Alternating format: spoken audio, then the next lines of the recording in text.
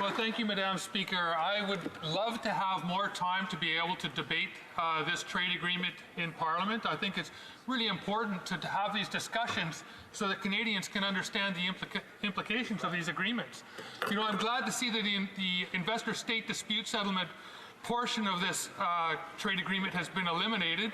ISDS is undermines our sovereignty and our democratic authority, and we've had trade agreements and foreign investment promotion and protection agreements like the Canada-China FIPA hoisted upon Canadians, and the Stephen Harper government rammed through the FIPA agreement with China and basically turned us into a colonial state of China.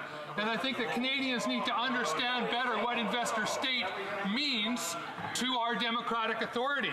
There are things in this agreement that need to be improved. I'm opposed to extending patents on I'm opposed to extending patents on pharmaceutical drugs, but I think we need a more fulsome debate about what investor state dispute settlements mean, and how are we going to get rid of these ISDS agreements in our foreign investment promotion and protection agreements and in our other free trade agreements. I'm glad to see it's gone from NAFTA. Let's get them out of the rest of them.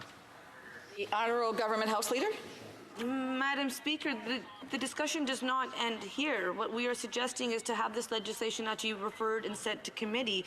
In committee, members are able to actually call witnesses and scrutinize legislation way more, well, better than they can in this House. In this House, only elected members of Parliament can speak, and I'm sure that member would agree that he wants to represent his constituents. I think he would agree that there is a lot of intel across this country, and that's exactly why we set up a table where we had experts and people from different sectors as well as different stripes to be able to support the government and really take a Team Canada approach, and that's why we were able to advance a good bill. I know that the member is new to this House, and I do welcome him here, but when it comes to the clause, the ISDS, it actually costs Canada hundreds of millions of dollars, and that's why it was important to remove that clause. And Madam Speaker, he should be pleased to hear that we have an environmental chapter subject to trade dispute mechanism within this legislation, which is unheard of. And I would hope that he would recognize the importance of Canada being a trading nation, and I would hope that he would also understand that when it came to the text of the agreement, it has been available since November 2018. The text of the bill has been public since May 29th, which means everybody's been able to see it, whether you were in this House or not, Madam Speaker.